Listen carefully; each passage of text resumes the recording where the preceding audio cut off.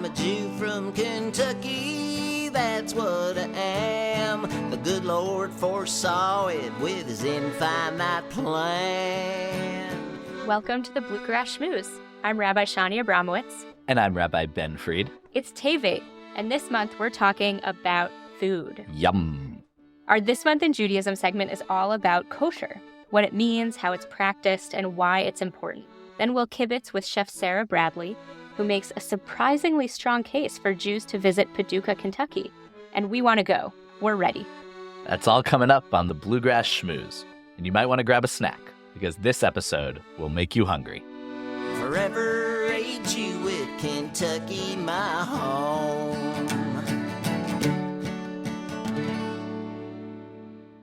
This podcast is sponsored by Talkspace. You know when you're really stressed or not feeling so great about your life or about yourself? Talking to someone who understands can really help. But who is that person? How do you find them? Where do you even start? Talkspace. Talkspace makes it easy to get the support you need. With Talkspace, you can go online, answer a few questions about your preferences, and be matched with a therapist. And because you'll meet your therapist online, you don't have to take time off work or arrange childcare. You'll meet on your schedule, wherever you feel most at ease. If you're depressed, stressed, struggling with a relationship, or if you want some counseling for you and your partner, or just need a little extra one-on-one support, Talkspace is here for you. Plus, Talkspace works with most major insurers, and most insured members only pay a $25 copay or less. No insurance, no problem. Now get $80 off of your first month with promo code SPACE80 when you go to Talkspace.com. Match with a licensed therapist today at Talkspace.com. Save $80 with code SPACE80 at Talkspace.com.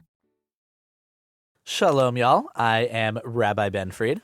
And I'm Rabbi Shani Abramowitz. And welcome back to the Bluegrass Schmooze. We are here in Tevet this month, and so we're going to kick things off, as we always do, with This Month in Judaism. Perhaps most importantly this month in Judaism is my birthday, Bet Tevet, the 2nd of Tevet. It's still technically the very end of Hanukkah, but then we move into the rest of the month. Yom Huledet Sameach. Thank you very much. Happy birthday. Thank you. And then we get to, there are not a ton of holidays or festivals in Tevet, but we do have one of these little days that we call minor fasts. So we have a couple of major fasts in Judaism. We talked about Yom Kippur in a few months. We'll talk about Tisha B'Av, which are two big fasts, but we also have scattered throughout the year a few minor fast days. These minor fast days are only sun up to sundown fasts, so we don't fast for a whole 25 hours. It's just from when the sun comes up to the sun goes down, which in the winter, much easier. And these are often commemorations of something negative that happened in our history. We don't celebrate, or we don't commemorate every bad thing that happened in Jewish history with a minor fast. We'd be fasting a lot, but we do take time out. I see that grimace, but we do take time out sometimes to commemorate some particular times. So this month we have Asara B'Tevet, the 10th of the month of Tevet, which is a fast day commemorating when Nebuchadnezzar, the Babylonian king, surrounded Jerusalem right before the destruction of the first temple. So not a fun day, but it's on the calendar. It's this month in Judaism. We figured we'd give it a shout out. And if you happen to find yourself in services on Asara B'Tevet or any other minor fast day, you will find that the liturgy is slightly different. We actually include some selections that you may remember from Yom Kippur, some confessional prayers, and then there's also a Torah reading. So we have a special Torah reading that we do for a fast day. And typically we only read Torah on Monday, Thursday, and Shabbat and holidays. But regardless of what day of the week a minor fast day falls, we will always include a special Torah reading. Right. And as we said in our first episode, is every year we read the whole Torah through. We start at the beginning and arrive at the end. We read a little bit each week. But on certain days like minor fast days or holidays, we pick parts out of it that are germane to that day. So we still read the whole thing through, but we read some parts more than once because we go back to them on those days to emphasize the parts of them that connect to that day. So because there's not that much going on this month in Judaism, we want to talk a little bit about kashrut, about what is kosher. We've mentioned it a few times on the podcast before, that this thing is kosher, this thing isn't kosher, and we know that not everybody knows what kosher means. So on a very basic level, kosher just means fit. it means that it is fit or appropriate, that things that are kosher are okay and things that are not kosher are not okay. But almost always when we are talking about kashrut, when we are talking about things that are kosher in Judaism, we're talking specifically about food. So we might colloquially say, oh yeah, that seems kosher, like that seems fine. But where this comes from is around our dietary laws. And there are dietary laws that Jews observe. And again, as we've said in multiple pods, in multiple schmoozes, not every Jew is going to observe these in the same way. We are going to talk about kind of normative kashrut practices, normative practices of what it means for something to be kosher or not kosher. But again, if you know a Jewish person, that doesn't mean that exactly the way that we describe kosher on this podcast is the way that they are going to practice keeping kosher. So we're going to talk a little bit about what kosher means and how we do it. But there are some Jews who keep kosher that might be a more strict form of kashrut than we do, and there are other Jews who might keep kosher in a different way that might feel less strict or less restrictive. But there are so where does kashrut come from? Why do we do it? Why do we eat certain things and not eat others? It starts in the Bible, in the Torah, in the first 5 books. Specifically, the first mention of it really is in the book of Leviticus, when God is saying that there are certain animals that we're supposed to eat and other animals that we are not supposed to eat.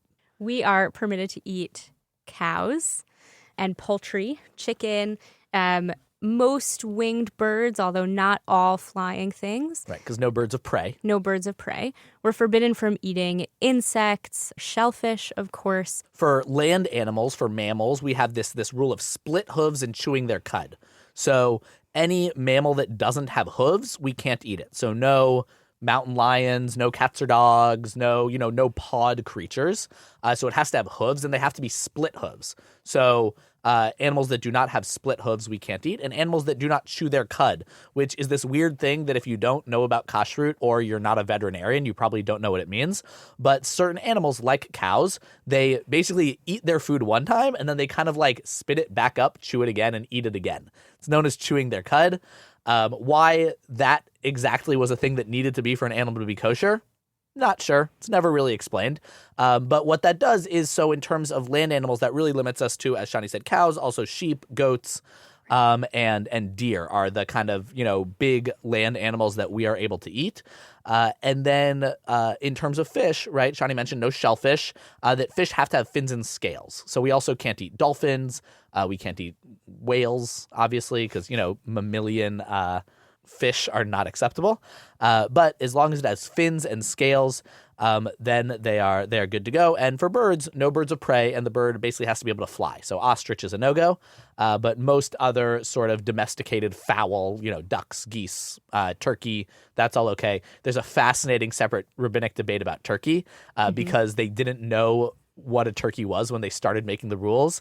And so when they found out about turkey, there's a whole discussion about whether or not you can eat something that they didn't know what it was at the time that the rules were being made. We're not going to dive into that now, but just know that Jews like going on long tangents and debating things for really long times. Well, I'll just add one more interesting kashrut debate is the giraffe. Oh, yeah. The giraffe is technically kosher, right? Meets the requirements for having split hooves and chewing its cud. But because its neck is so long, there isn't agreement about where you would actually do the slaughter. And maybe, Ben, you'll talk us through a little bit more specifically what is involved in kosher slaughter. But the point of slaughter has to happen at a very precise spot on the animal's neck. And it's unknown because a giraffe's neck is just so long. Fascinating debates in Judaism. Yes, I will absolutely walk us through shchita, or kosher slaughter. It sounds like exactly what it is, right? You say shchita, and you're like, oh, yeah, that's killing an animal. It's a good onomatopoeia. It is. It is a good onomatopoeia. And I had the honor of studying shchita, of studying kosher slaughter with Rabbi Shlomo Zacharov in Jerusalem when we were living in Israel together. So for an animal to be kosher, it first has to be a kosher animal. And then for birds and mammals, it has to be slaughtered in a particular way.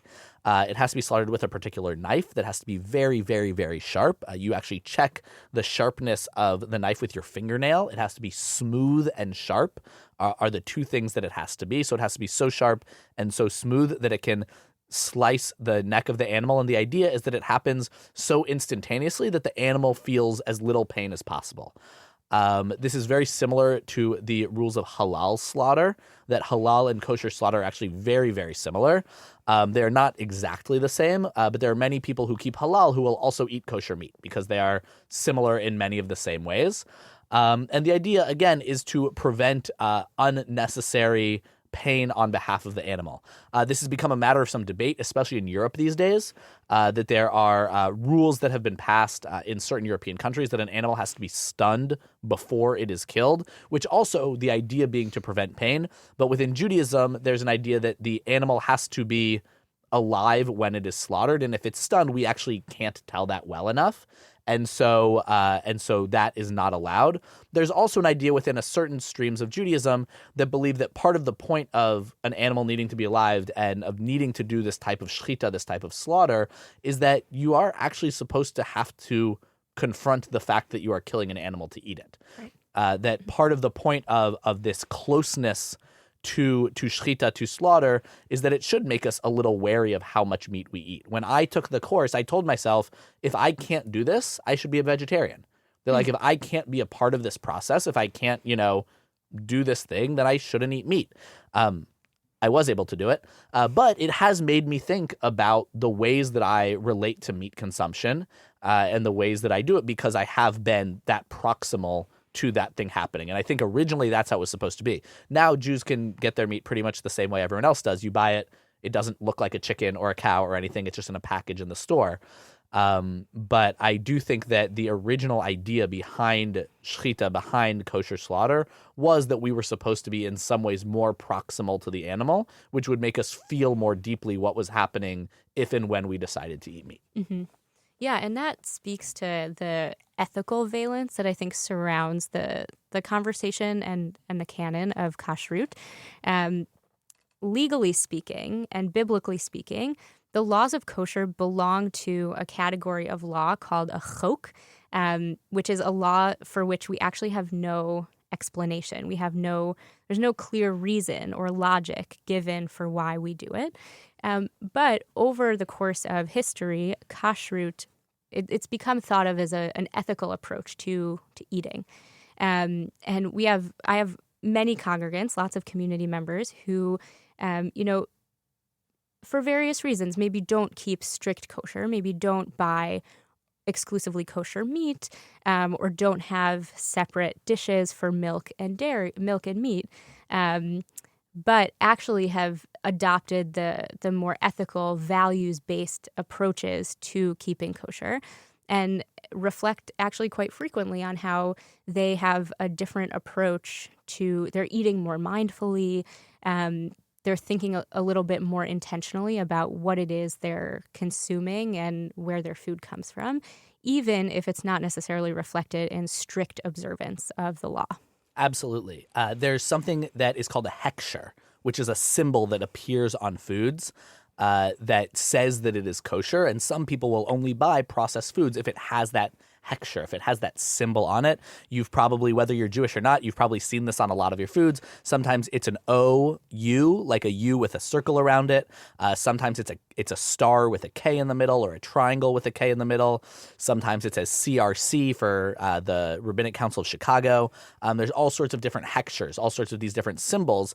And there has been a movement within Judaism to have what's known as a hechsher tzedek, a justice symbol of kashrut. That there are rabbis, just a couple off the top of my head, Rabbi Shmuley Yankelewitz in Arizona, Rabbi Yitz Greenberg from Riverdale, have tried at different times to say we should be able to, in the same way that we certify something as kosher, we should be able to certify that it is produced ethically. And so there was a push in the 90s and 2000s for Jews not to buy tomatoes from Florida, from certain companies in Florida, because they were being harvested by workers who were not being paid well and who were not allowed to strike and not allowed to organize. And they said we can't call ourselves kosher-keeping Jews if the food that we're putting into our mouths is being produced unethically, exactly what you were saying. And there's a lot of people, your congregants, I also have some congregants and other people who want to see more of that. I think that would be a really cool thing to continue to take off in the Jewish world. But this idea of kashrut, right, of thinking really carefully about how what we put into our body and how it gets there is really, really critical. And you mentioned keeping separate dishes for milk and meat. Can you talk a little bit more about why you would need to do that? Yeah, absolutely. So there's one of the foundational verses that we have that give us at least the basis for the laws that eventually become the laws of kashrut, of kosher, is lo tivashel gedi bechalev imo. Don't cook a kid in its mother's milk. It's very cryptic, doesn't explain a whole lot about how we specifically and practically observe the laws of kosher, but it has come to mean that we don't mix meat and milk. So many people have the custom to have separate dishes and separate cookware and separate utensils. One set that they use exclusively for dairy and another set that they use exclusively for meat.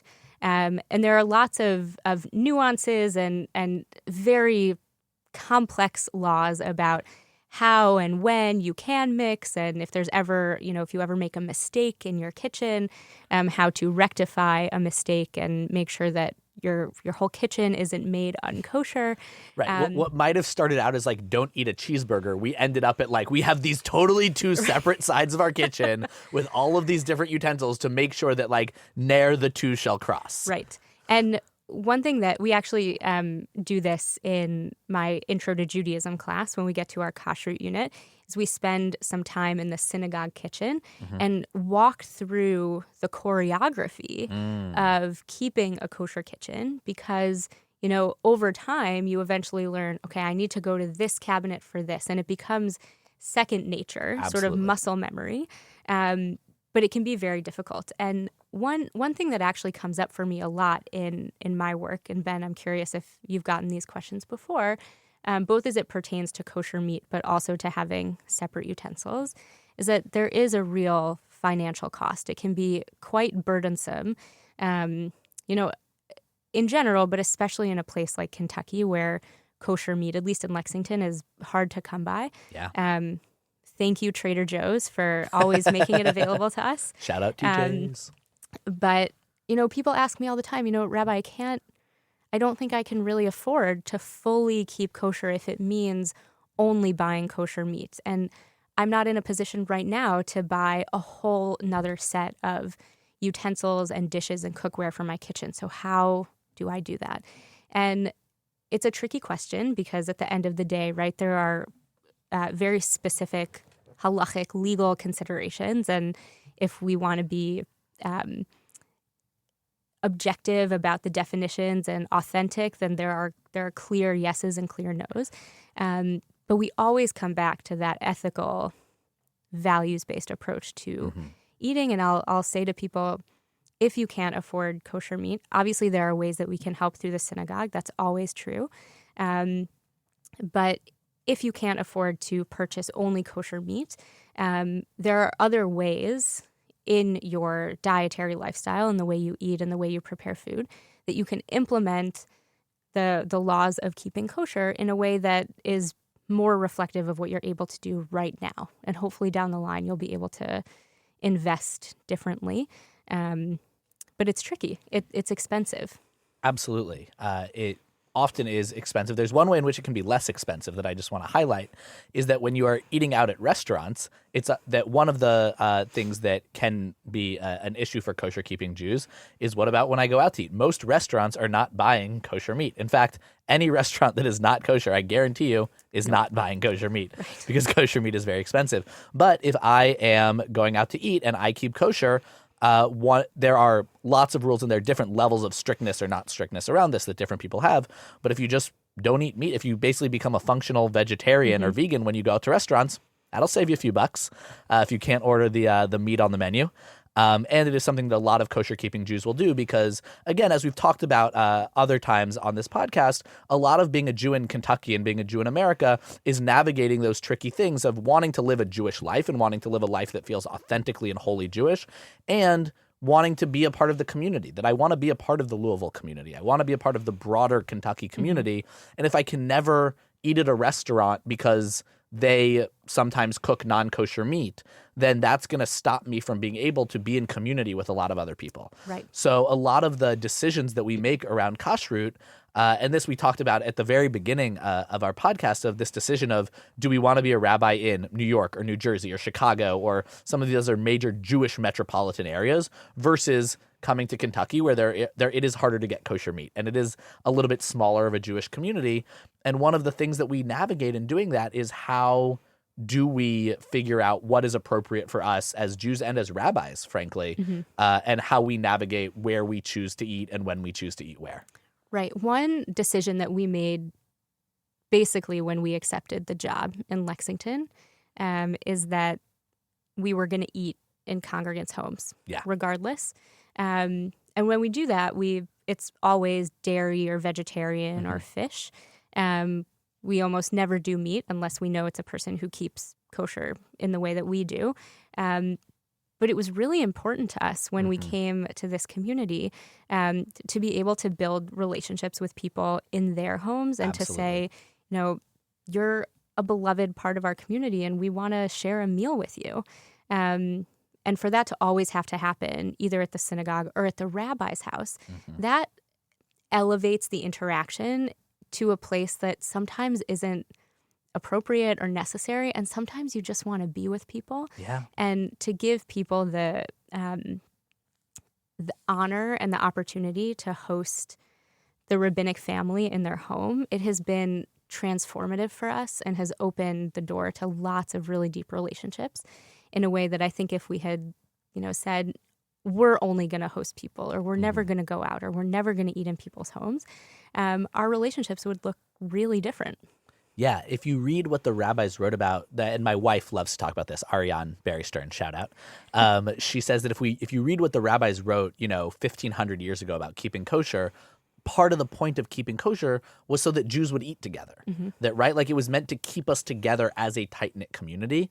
And these days it can feel like in some communities that keeping kosher actually keeps us from eating together. Right. And so I love what you said, and we do very similar things where we want to be in community with people. We want to be together with people, whether they're members of our Jewish community or members of the broader community. And we do that exactly through figuring out, okay, where are the places where we have our lines, that we want to have our integrity, that we don't, do X, Y, or Z, but where we are able to, where are the places that we can find some flexibility so that we can come together as a community. And I think that's so vital. Right. And there's a principle in Jewish law and rabbinic thinking, not to embarrass someone.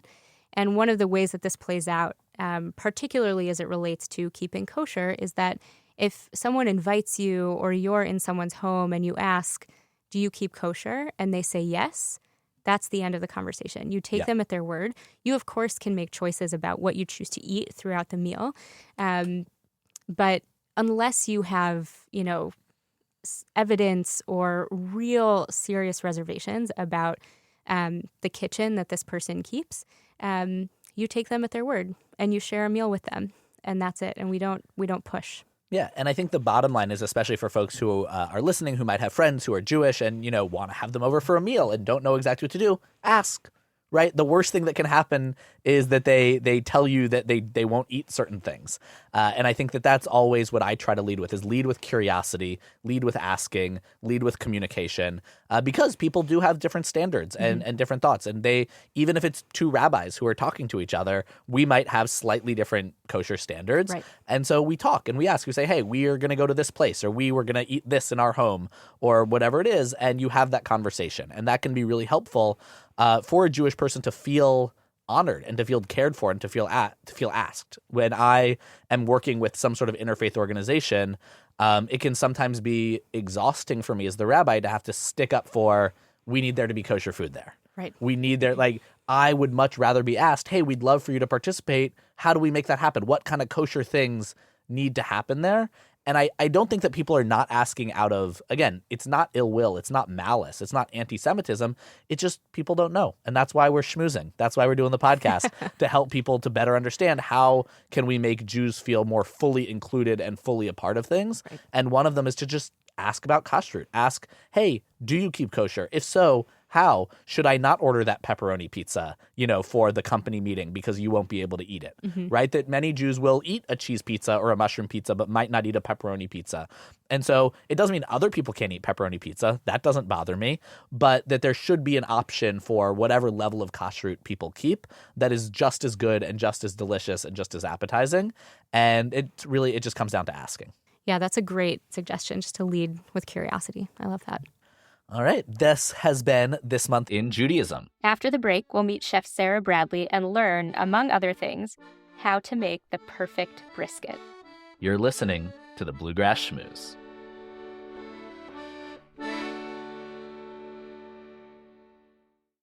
This podcast is sponsored by Talkspace. You know when you're really stressed or not feeling so great about your life or about yourself? Talking to someone who understands can really help.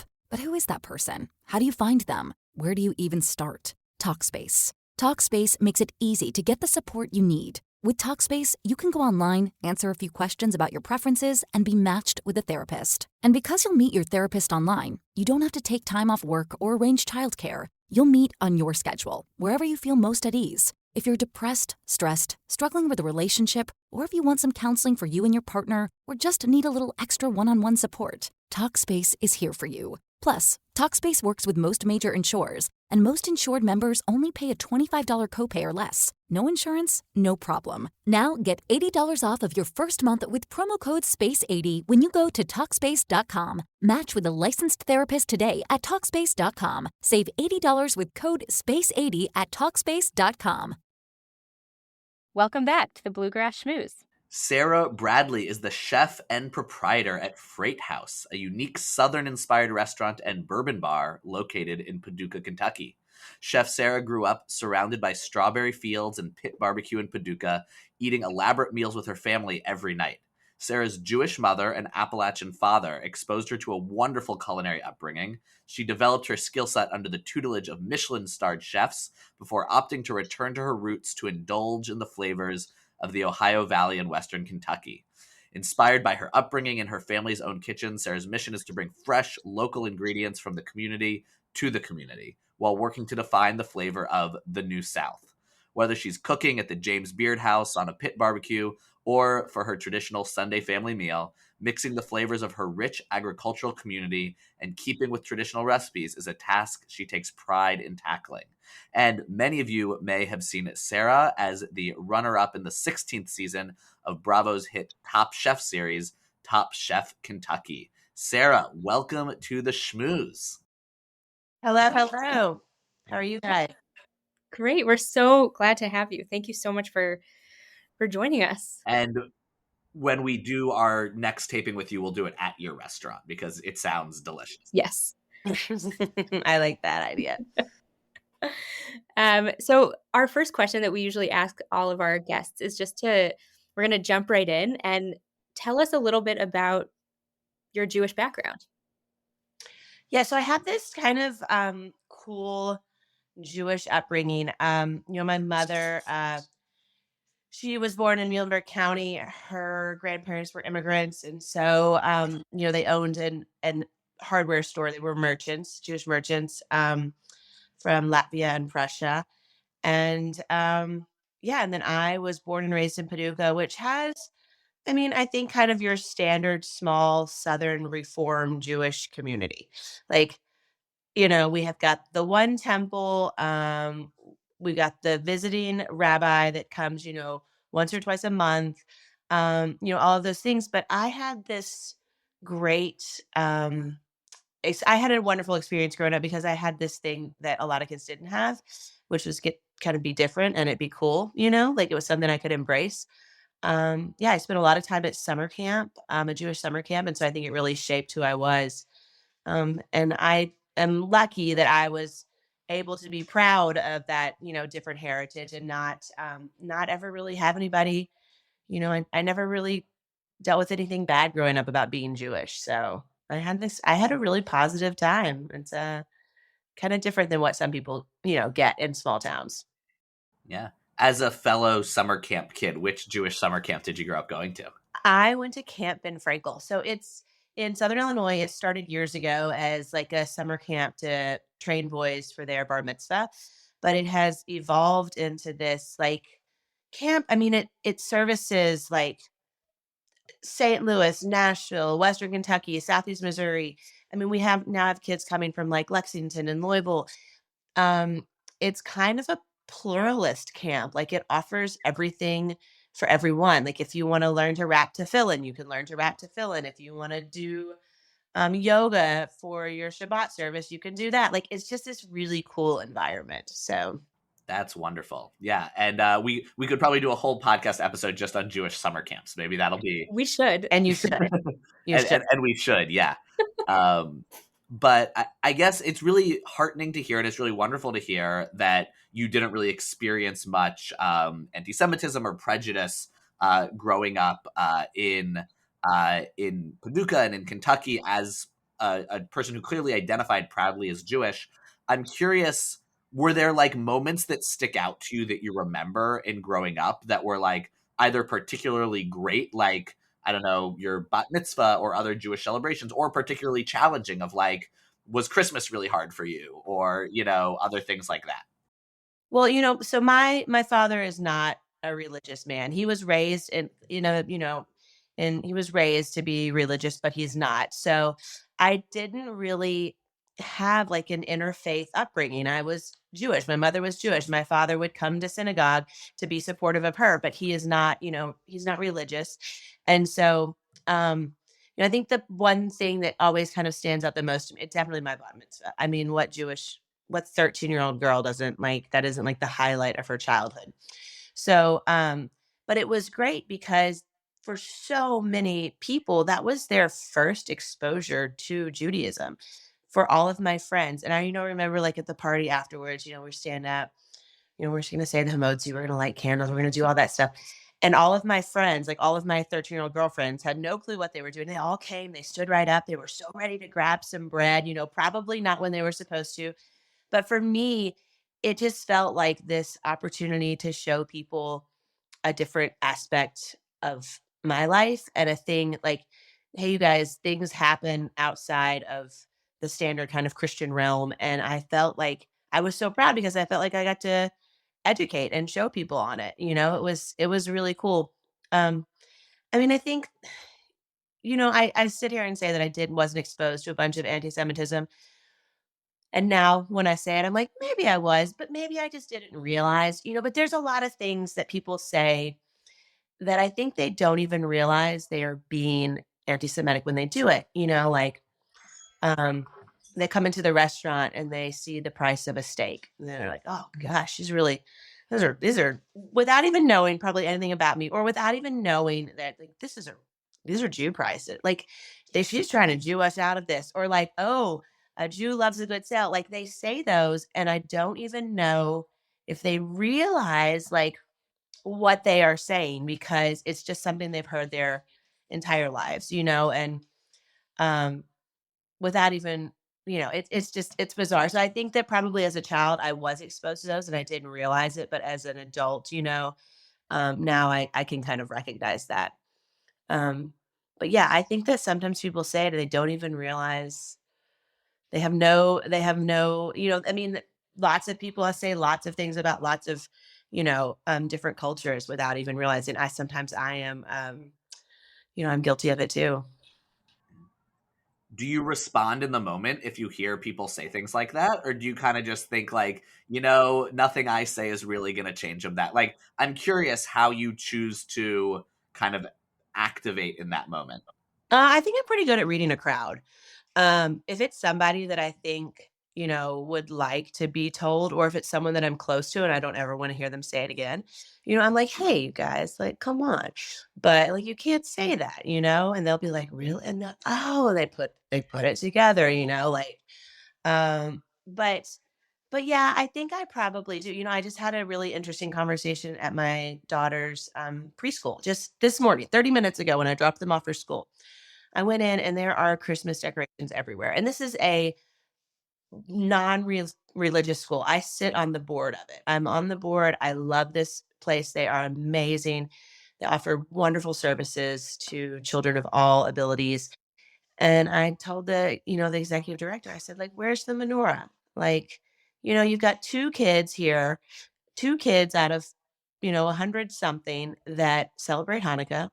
And where's the menorah? Like you can buy a menorah off Amazon for $10 and put it up and show a little inclusivity and also show a little diversity, show that you're trying to be supportive of these things. They're having like a book exchange where they're kind of learning, how to keep a secret. So they all secretly drew a name and they're supposed to do a book exchange. They're doing it for the Christmas party on the 14th. And I'm like, it's perfect time to drop a little Hanukkah in the Christmas party. I know a mom who would definitely bring donuts to the Christmas party. So I think that I told her, I said, I'm going to bring some books to school tomorrow for you guys to read in class with my kids. I think that it would be really nice. And she said, I never thought about it. And they should be teaching about, Diwali, when Diwali happens, and Kwanzaa, and they should be embracing all of these things because it's really important that kids know them. And especially if they know that they have a child that's different, they need to, be respectful of that. So hopefully I'll go tomorrow and there'll be a little menorah up. Who knows? Well, good for you for like really leaning into that and saying, even though there are only two kids, I think a lot of people might say there are only two kids who celebrate Hanukkah or who are Jewish. But those two kids matter, and good for you for saying something. And yeah, it's not always easy to do. It's funny, we have the sort of opposite dynamic here at our preschool. It's a Jewish preschool, but the vast majority of the kids are not Jewish. Um, and I'm just wondering, it never occurred to me if there are parents here who are not Jewish who say, you're doing too much Judaism. Like, can you do more, Christian inclusivity or Muslim inclusivity? Because maybe it's interesting. I never thought of that before. So you had mentioned your parents, Bev and Gorman, and your mom being Jewish and your dad, not being Jewish and not being religious, but being Appalachian. And we're curious how they respectively introduced you both to Jewish and Appalachian foodways, and how that, in these big elaborate family dinners, how those two different food cultures sort of played out, and what it meant to you. My mother she's an amazing, amazing cook. Like she really is a phenomenal, I feel like in some other life she could have been a chef. But it was my mother who I got all of those, like, we're making chopped liver on the back porch. Like, I'm going to paint the picture for you. Chopped liver on a back porch with a hand crank meat grinder while the dog lays under the table and like gets the liver and raw onion drippings. Like that is my exposure to chopped liver. And then her making enough to like take some to every elderly person: tomato soup, Ritz crackers, chopped liver. I don't know how you guys do it, but that's how we do it here. And it is like the best thing in the whole world. Like for Thanksgiving, we joke about it, but one time we went to my Aunt Evelyn's house for Thanksgiving, and we show up and my brother and sister and I were young, and we get there's no turkey on the table. There's like boiled beef tongue, which she had yet to pull the taste buds off of. And she later on, we're standing there watching her with horror as she like strips back the outside skin to like slice up this beef tongue for Thanksgiving. And we're like children, we're telling our mother, like, we are never coming back to this house. We want turkey. This is not Thanksgiving.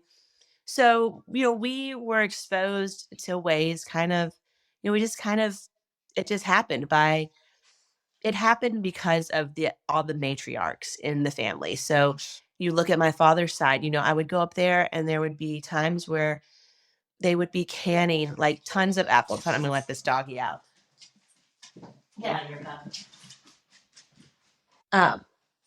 There would be tons of times where they'd be like canning all these apples or pickling all this corn or, just doing everything. And it was always a bunch of women around together doing it. And you got to sit at the table and like be part of it. And so, or even just like listening to them talk about food. I mean, I think the stories that they tell about food and about what they ate are so important. And so it was definitely like my parents' matriarchs that showed me, and then it kind of just trickled down from there.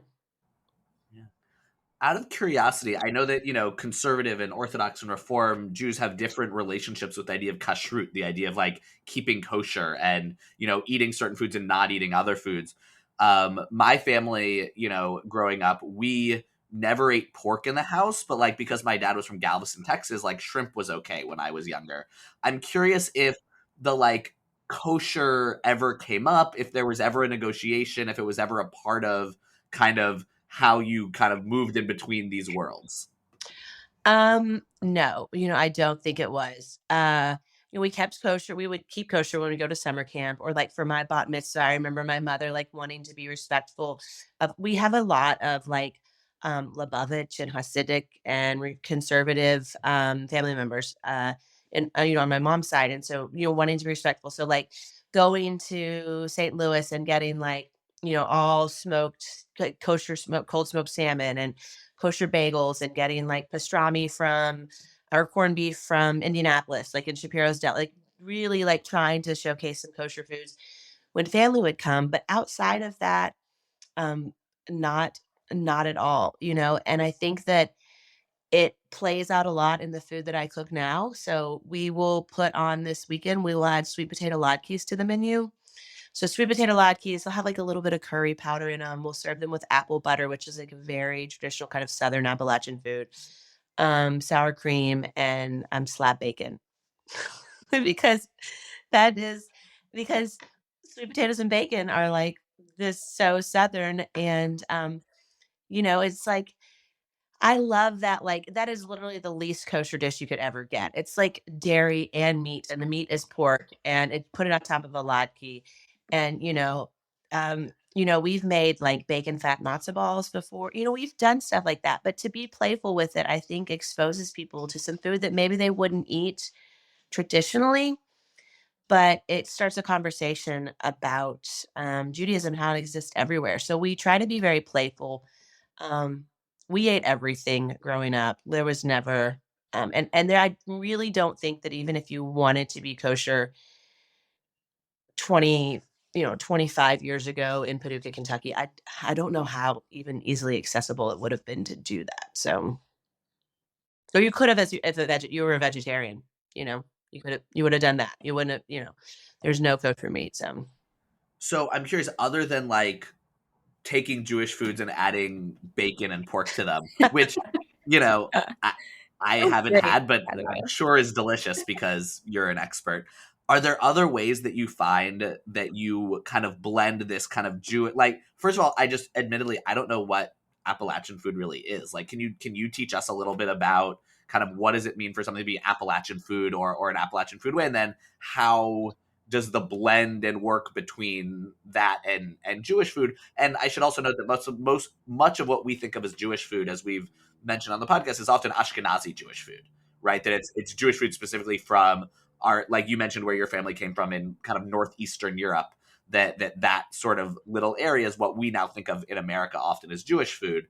But kind of that Ashkenazi Jewish food and Appalachian food and how they kind of talk to each other. Well, I think, what's really interesting about Jewish food for me and Appalachian food really comes from this um, survivalist mentality that I think Jews possess, and I think that people in the Appalachia area possess. I think that life has been hard for Jews and life has been hard for people in the mountains. And from hardship, you develop a pretty interesting way of cooking, which is like a waste not, want not style of cooking, where you're using cheap cuts of meat, you're using everything, you're wasting nothing. And so, I see a lot of that both in the story of Jewish food, Ashkenazi and Sephardi food. And I see that a lot in the Appalachian foodways. There is a style of like, if you look back on, like, let's take Sukkot, for example. What are we eating at Sukkot? Things that are in season. Like, that's literally the story. Like, what are we eating at, like, you can look at like any Jewish holiday and see the things that are on the plate at the Passover Seder. It's spring, it's lamb. Like, I mean, it has so much more to do with the seasons of the food than I think people ever really think about. And so I think that that is a really interesting connection between Appalachian food, Southern food, Jewish food, is this seasonality, um, that things were eaten during the season, and if they weren't eaten then they were preserved and held on to. And so I love that connection for both of them. This is like that farm to table movement is not a movement. It is a way of life. Like it is not something new and interesting. It is how people did it for generations. And I just love that we decided to revert back to that. I mean, we don't have exotic ingredients at Freight House. Like we might have some stuff, but like we're not ordering crazy ingredients at their peak ripeness to be shipped to my restaurant. We're cooking with what we can get our hands on locally, seasonally. And so I think that you see that a lot in both of these styles of cuisine. And what is your favorite Jewish or favorite Appalachian food? Oh, goodness. Well, so for Appalachian food, I mean, there's a lot of different things. I am a sucker for this thing called apple stack cake. So apple stack cake is this cake that is almost like you make the cake in these little tiny thin crepes. And the bigger the stack, the cake, the more kind of prestigious or important the event that you were serving it at was. So you're making one for your family, maybe it's 15 stacks. You're serving one for somebody's wedding. You all of a sudden have this like 12-inch cake that has, 50, 60, 100 layers in it. And in between every layer of this cake that's not very sweet is a layer of apple butter, which is butter that has just been cooked down, cooked to mush with the skins on. A lot of times they would leave the seeds in and everything because it provided pectin. And then you put it through like a big food mill and you have this kind of apple sauce, but it's really thick and it's really dark because you caramelize the apples.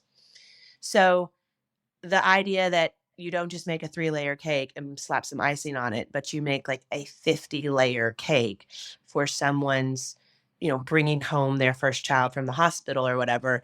And in between every layer, you have to put this homemade apple butter. Like for me, that cake is it's so good. And we call her Gimper. That was my father's mother. Her name was Lula, who I named my first daughter after.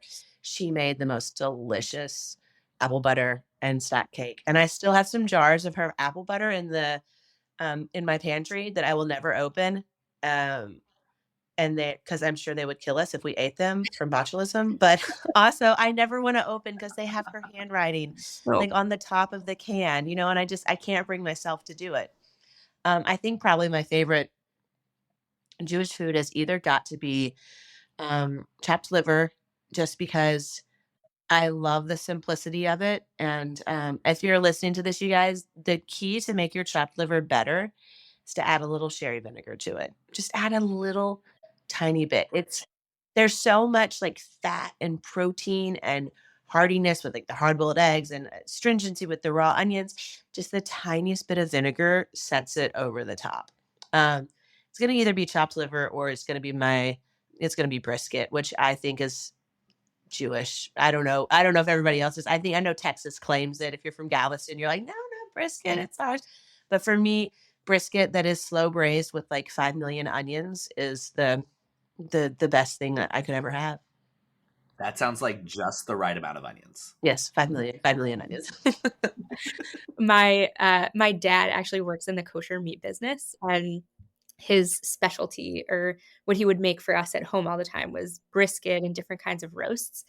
And I actually recently was thinking we should get him a t-shirt with this saying, because his like trademark phrase now is low and slow.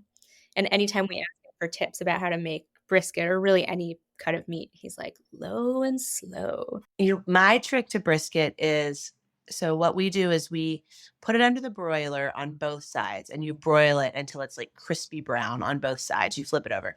Then you cut up onions. You don't add any liquid to it. You just season it like super heavily with salt, black pepper. Don't add any liquid. You have to put enough onions, and you have to season the onions with a little bit of salt before you put them in, because salt like leaches liquid. It works like by osmosis. It's going to pull the liquid out. So you essentially, when you're low and slow, you're allowing the liquid to come out of the onions and out of the beef, and you're just braising it in its own juices and liquid. And you'll end up, if you put a lot of onions in there, when you pull it back the first time to look at it, you'll be so surprised how much liquid is in there. But that's the way I like it. Onions and brisket. That's it. A little salt. I've never felt more NPR than I do right now. Like, this is welcome back to the delicious dish. This is so much fun. Getting my cooking tips here is awesome. So I'm curious to hear a little bit more. The food is amazing, but about kind of Paducah as a city, both when you were growing up and then today. So you mentioned it was kind of this classical small, one Reform temple. Rabbi came in every once in a while. Is it still like that? Is there still kind of a Jewish community that supports a synagogue or a temple there? Is it different? How has the city of Paducah, because I admittedly have not been to Paducah, would love to go. But yeah, so I get like just how big of a city is it? What's the vibe right now? Yeah, so the city of Paducah is right around 30,000, but there's like a county that makes it about 70. And honestly, it's really surprising because Paducah serves a huge population of people. Like this is where all the hospitals are. This is where the mall is. This is where all the restaurants are. So you have like hundreds of thousands of people that are using it kind of as its base, even if they don't live here. When I was a child, there were probably about 75 family unit, maybe not all of them active, but about 75 family units, at the synagogue. Now that number is probably closer to 30. So there definitely has been a drop off, but we've started recently to see like more younger families returning and, some younger people kind of getting involved and stuff. A lot of us are starting to move home and we have young kids. Paducah has a very interesting Jewish history. So, way back, we're talking like Civil War days. There was a huge Jewish population in Paducah, tons and tons of merchants. There were about 8 whiskey distilleries here. Over half of them were owned by Jewish families. Judaism and bourbon have a huge. That is a podcast in itself. Also, we are. We're doing a whole episode with the bourbon folks, 2 even possibly. So there was just this huge Jewish population, tons of merchants downtown. We had this huge synagogue, and during the Civil War, the only expulsion of Jews that has ever happened in this hemisphere happened in Paducah, Kentucky. The general from the North said, "You guys, you can't sell cotton to the North and the South. You have to pick." And obviously, the North is the right side. But the Jews pretty much said, "This isn't our war, and this isn't our war. We've had enough wars in our lifetime. This isn't one we're fighting in. We are merchants. We will sell cotton to whoever we want." And so there's an expulsion order issued, and a bunch of people from Paducah, which included, Baptist ministers and Episcopalian people, like all of these different religions, rode and got Abraham Lincoln, and were like, "This is crazy. This is not what this is about. This is absolutely ridiculous." And Lincoln stopped the order, and the expulsion of Jews did not happen. But I don't think that the Jewish community ever recovered, honestly. I mean, just to go from having what they estimate maybe 25% of a community to be Jewish to now have, 30 families. So it never, and that's over hundreds of years, it didn't recover. But yeah, it's just this weird little interesting piece of Judaism or Jewish history. There's a big plaque about it downtown, and people come, and so it's kind of cool. Yeah. So it's actually really fascinating. I read, so the Northern General was Ulysses S. Grant. Yeah. And I read in his biography that he had said, because afterwards when he was running for president, people knew this about him, that he had expelled Jews. And so a Jewish newspaper did an interview with him because he needed to go out and try to, get the Jews to vote for him. And they asked him about it. They said, why'd you do it? And his answer was actually really amazing. He said, "I did it in a moment of anger. If I'd even slept on it for one night and thought about it, I wouldn't have done it." And like, in a world in which we all move so quickly and that we have to have the right thing to say like immediately whenever anything happens, and we have to send out a statement or an email or give something, like, to have reflected and said, if I'd even just slept on it, I wouldn't have done it, to like think about that, what that means for us in terms of like slowing down a little bit. Yeah, and he actually became one of the biggest supporters of Jews in that time. Like he really, did a lot to try to help. And I think I've read where he has talked about, the just the error of his ways and how it really, like, that one thing that he did changed the way he decided to work for the rest of his life. And so, you know, it's one of those, like, yeah, but just to think that the only expulsion of Jews that has happened in this hemisphere happened in little Paducah, Kentucky, at the confluence of the rivers, is always just kind of an interesting tidbit. Wow, yeah, I didn't know that story or that piece of history. Thank you. So especially given that piece of Paducah's history and particularly for the Jewish community there. And now, as you said, there are maybe 30 Jewish families who are at least active or connected to the synagogue in some way.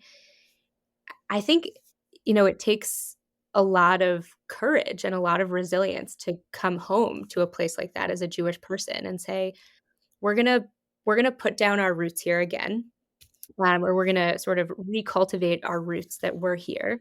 And even though it's not as easy or as simple or accessible even to be Jewish in what, however that looks for you and your family and your community, like, we're going to do it, even if it's not so easy. And that actually reminds me a lot of what you were sharing before about sort of the survivalist mentality of Jews and folks from Appalachia, that it's almost built into our DNA to do the hard thing. And I'm curious how that or sort of what hopes and dreams you have, when you think about your kids growing up in this, blended society, blended culture, but specifically in a place where it's not so simple or so easy to necessarily be Jewish. So how do you pass that down? Well, I think, as we see our synagogue slow down in membership and things like that, our synagogue created this kind of legacy committee. What will we do? What will happen with um, the the money and the funds and the accounts? What will happen with the building? What will happen with all these things? What will happen with our Torahs, which are Torahs that made it from the Holocaust? Like, where will all of these things go? Um, how is there a way that we can provide a spot for the few Jews that are left if it ever gets to that point? And I think in creating this legacy committee and trying to figure out what we will do if the synagogue dissolves, we found in each other that is what we did not want to see happen. So we are lucky. We have, and we have since I was a child, we've received student rabbis from the Hebrew Union College in Cincinnati. Well, the Hebrew Union College in Cincinnati is about to no longer exist. So this legacy committee turned from what do we do if we no longer have Temple Israel to how do we make sure that there is a Temple Israel? How do we make sure that there isn't a need for a legacy committee? So, we've started talking about, we are trying to bring on a full-time rabbi in Paducah, with the idea of, like, let's look at this, like, this plan. Like, how do we make this happen? How do we bring them in? And there are some state universities around here. There's a really great college. There's like all this stuff. They could offer, they could not only have a synagogue that they would work at, but they would be able to teach classes, so we've been talking to the colleges about, are these things that you would want to offer? So we're really trying to figure out a way, once Hebrew Union College leaves, how do we continue to have this community for my family, for younger families, for my children if they want to move home? Because I am raising my daughters Jewish. I am an interfaith family, but my daughters are pretty much being raised Jewish. They're learning all of it. Lula's been to some bar mitzvahs now, and she's ready for her bat mitzvah. She's 4 years old, but she's ready for it.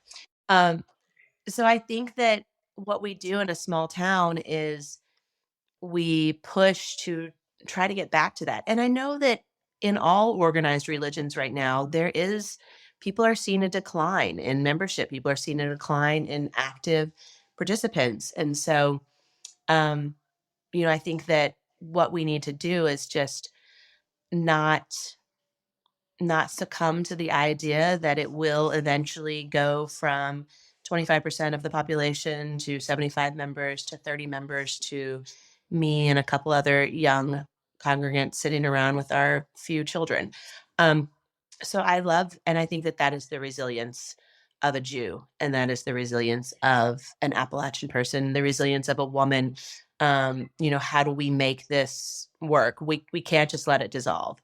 And so, yeah, I think that's what we're going to do in this small town is try to bring it back.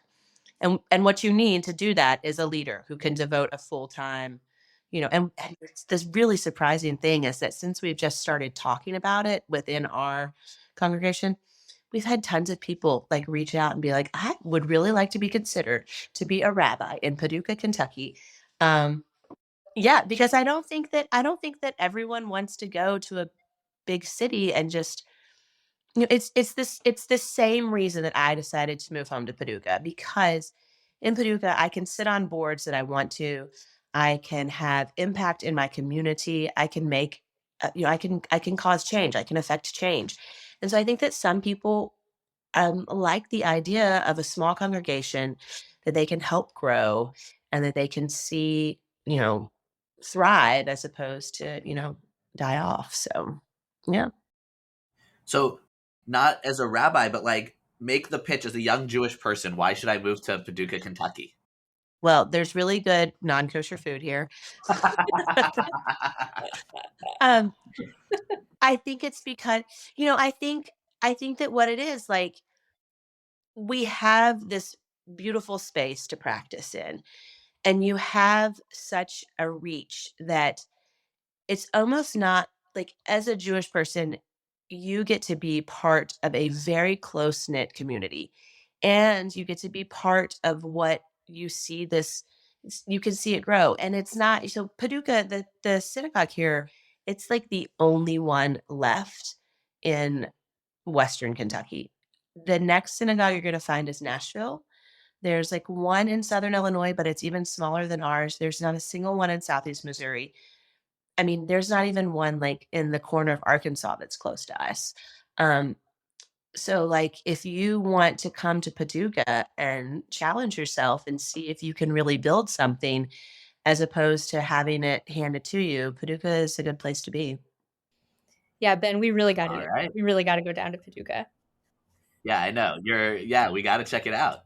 It's super cool down here. And it's something that Ben and I have talked about a lot on the podcast, but also just when we went to rabbinical school in New York and both grew up in pretty sizable Jewish communities. And when we took these jobs, this has become sort of the tagline of our podcast. People asked, there are Jews in Kentucky?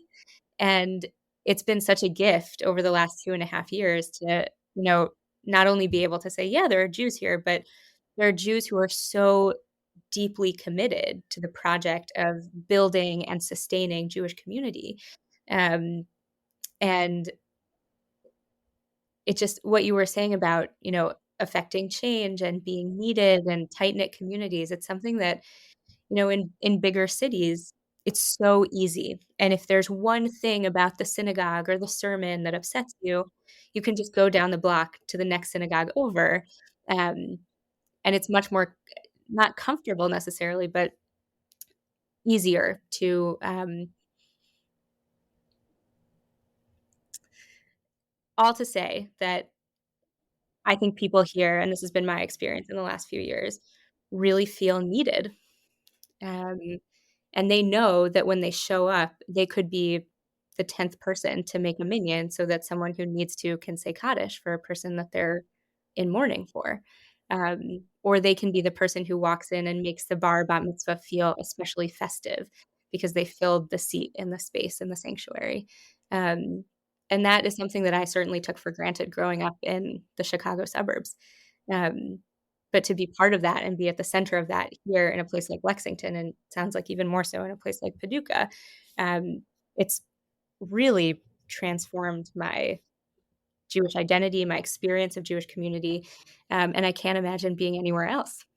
Um, yeah. And just like Shani was saying that, from the rest of the country, people are like, oh, are there Jews in Kentucky? In Louisville, at least, I don't know about Lexington, people are like, there are Jews in Paducah, right? Like, there's always like that next level of like, oh, they're there. So I'm calling it now because I have all the faith in the world that y'all are going to hire a rabbi.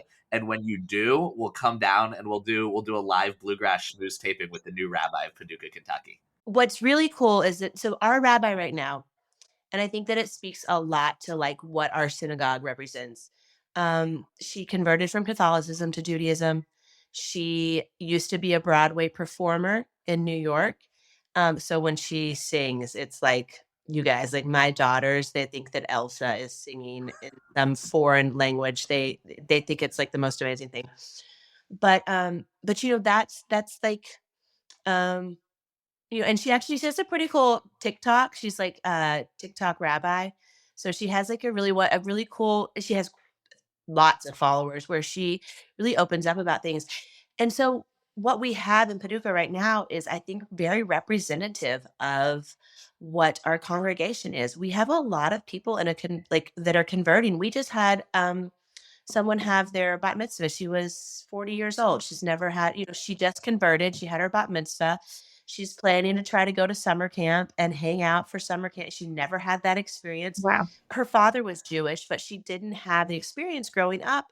And so she's converted, and, and Rachel, if you hear this, congrats. Good job to you. So, Mazel tov, Rachel. Yeah. My mom and I got her like a Jewish cookbook as a present. I think that our rabbi is representative of our community, which is a lot of people who are converted, a lot of people who have found their way to Judaism, or maybe were lost from it a little bit and then found their way home, which is how I think that my path kind of was. Should we jump into the lightning round? Take us away, Shani. Bring us to the lightning round. So with all of our guests, we do a quick lightning round of just, quick Jewish questions. So we're going to jump right in, and don't think too hard about it. Favorite Jewish holiday? Passover. Great. Honey cake or apples and honey? And you're not allowed to say that delicious stack honey thing, apple caramelized thing. Apples and honey with a side of peanut butter.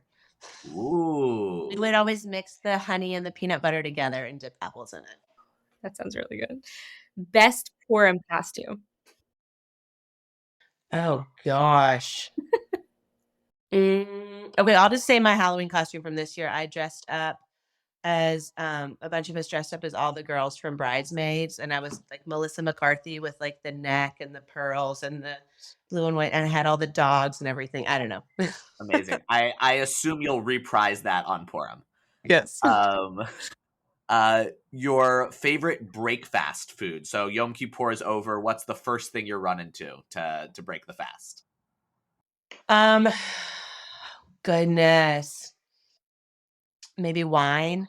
And then I'd say wine first. Then I would probably brush my teeth, because for some reason I never brushed my teeth. I never did it. And then I want my brisket, my mom's brisket, like hands down. Wow, that's a wine, toothbrushing, mom's brisket. That's that's amazing. I love that. Favorite biblical character? I could say Sarah, because I've heard so many stories, but I really like Esther. I don't know, and I think I've told that story to my children a lot lately. I don't know. I won't talk too much about it. Yeah, I don't know. I like them all. I like all the women. I definitely am a fan of all the women in the Torah. Great answer. And finally, it's a topical question right now, but hamantashen or latkes? Oh, latkes. But I am going to tell you guys my one very funny hamantashen story. My mother's probably going to kill me when she hears me tell this story. So this lady at the temple had made these hamantashen. They were just full of all these poppy seeds. It was springtime, or it was like we had a dish. It was like an asparagus and poppy seed dish on the menu.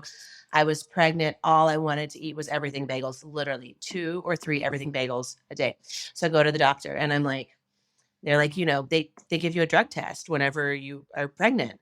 You take a drug test. I go to the doctor. The doctor calls me. He's like, Sarah, I know you personally. And I just cannot believe that this is true. But you have enough opioids and opium in your system, like in your drug test, to kill like 20 horses. What is happening? Like there's so much that the levels are so off. I don't even know how you could be alive. Like we're questioning this. It must be like something the matter. And he's like, tell me, let's walk through this. And then we start talking about it. And literally for like weeks, all I had been eating was poppy seeds. And I failed a drug test with my child. And they were like, no poppy seeds for 2 weeks. Come back and take the test. And I was like, okay. I came back and I took the test and I passed with flying colors.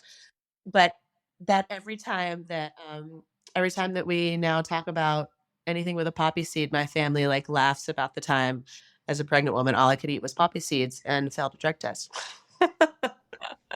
So women out there, that is a serious, you always hear that and think that it's like a myth, but it's not. So, be careful with hamantashes. Amazing. That's great. I love that. So we always round out our interviews with a l'chaim of the month and an opportunity to sort of raise a glass and give a toast to someone that you're especially grateful for this week, or someone who did something, special for you, someone who you're thinking about. And so you could take a minute to think. I don't know, Ben, if you have your l'chaim of the month ready. I was inspired, Sarah, by your sharing about the person in your community who had recently chosen Judaism. So my l'chaim of the month is to the folks who have chosen Judaism in our community over the past couple of months. We've had just an amazing group. I'm not going to name them all because I don't know if they'd all want their names to be on a podcast, but really just a tremendously inspiring group of people that I have learned so much from about what it means to be Jewish. And so my l'chaim goes out to I believe it's 10 or 11 folks who have converted through us over the past couple of months. So l'chaim to y'all. That is amazing. Well, fine. Sarah, do you want to go next? Yeah, I think I'll give mine after. I think sitting here talking about my parents and my upbringing and just all of that, and just how interfaith works, and especially in my realm of Judaism, I'm gonna pass one out to my husband. He's super supportive. Friday night, I'm not going to be able to probably be at the Hanukkah party, but I am going to make all the latkes. And so my husband is going to take my daughters to Tot Shabbat, and he's going to stay for the party, and he's going to do all these things. And, I think to be able to live my life as a Jew the way I want to, I have had a lot of support from my husband, who is not Jewish at all. So good job, Austin. You are wonderful. L'chaim. L'chaim.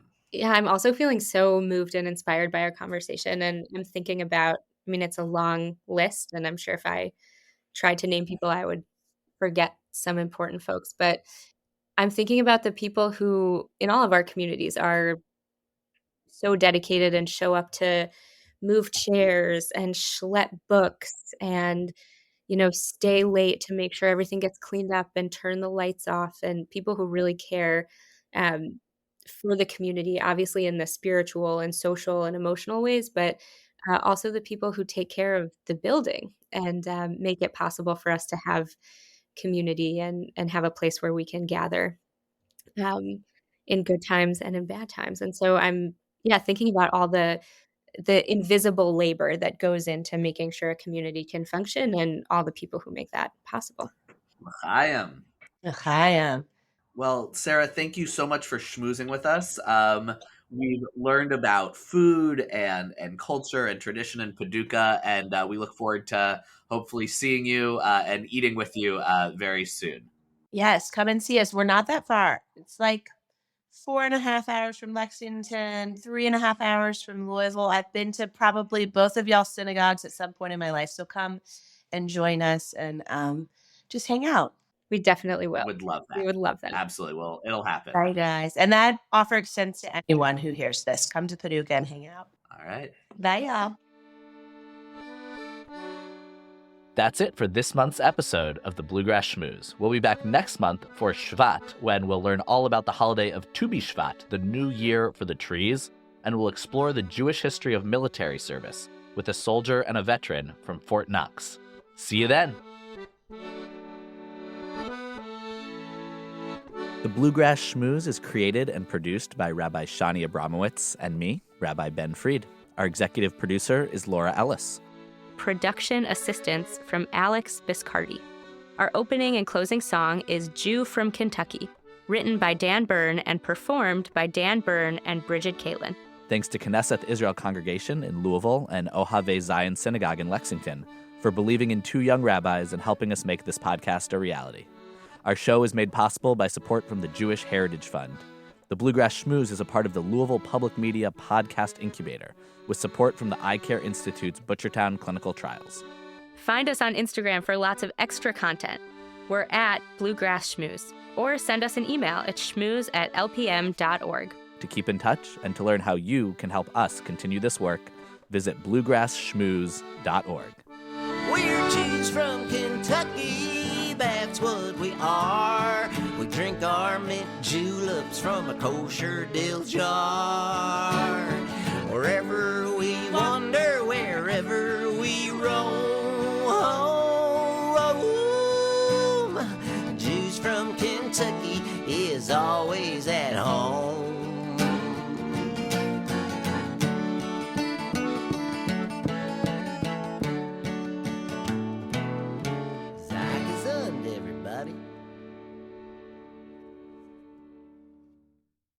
Support for LPM podcasts comes from the Eye Care Institute and Butchertown Clinical Trials, where they strive for diversity, equity, and inclusion within their staff, patients, and clinical trial participants.